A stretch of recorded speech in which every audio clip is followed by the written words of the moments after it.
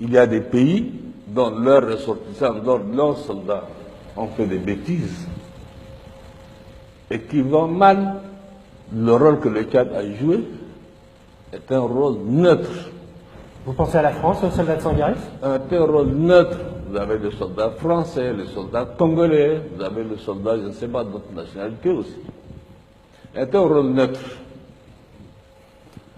Par contre, les autres n'ont pas joué un rôle neutre. Qui a armé les anti-Baraka? Dans la journée, un détachement de l'armée française vient en reconnaissance sur la base du caporal Rombo. Quand notre caméra s'approche, malaise. La conversation s'interrompt. Le capitaine va engager la discussion avec la milice chrétienne.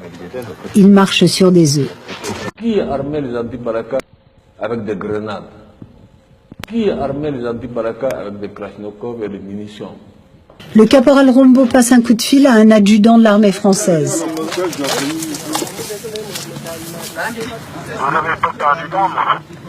Non, on n'a pas perdu d'armes. Notre arme est restée avec nous, mais on a un problème de munitions là. Mais j'aime mieux. Qu'est-ce qu'on peut avoir? On peut se rencontrer aujourd'hui ou demain? Bah ok, j'aime mieux qu'on se rencontre dans l'après-midi là. Ouais. Ah, j'ai beaucoup de choses à vous dire. Ok. On fait comme ça? Oui, merci. Ok, alors à tout à l'heure. D'accord.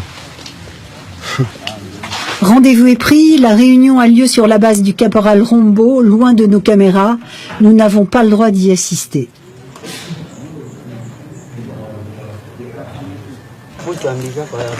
Après le départ de l'armée française, débriefing. Le colonel français nous a conseillé de nous rassembler en une seule base. Que nous soyons 10 000 ou 100 000 pour avancer. Rombo et ses hommes rêvent désormais d'un assaut final. Qui a créé le problème d'affrontement entre musulmans et chrétiens en République centrafricaine? Ce n'est pas le Tchad.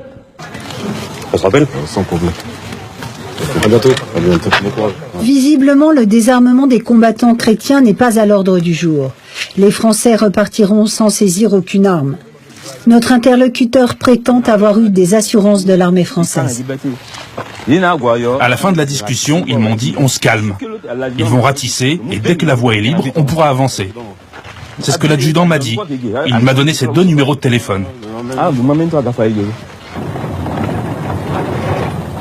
Le lendemain, nouvelle visite de l'armée française sur la base du caporal Rombo. Mais cette fois, plus question de nous laisser filmer. Ah, pas de vidéo. S'il vous plaît, on peut éviter? Le 13e régiment de dragons parachutistes est une unité de force spéciale chargée de récolter du renseignement.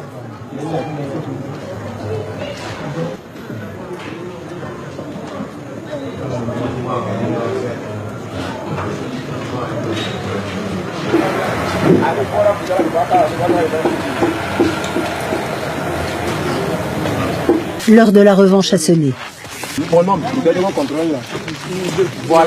Le soir, ils prennent la direction de Bangui pour se positionner aux abords de la capitale, juste à côté de l'aéroport tenu par les Français.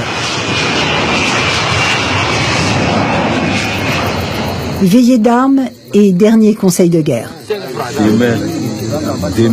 Demain, à 2 heures du matin, nous allons attaquer.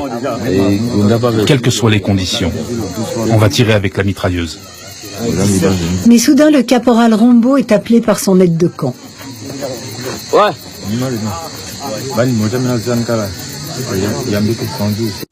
Allez chercher ailleurs. Alors c'est qui?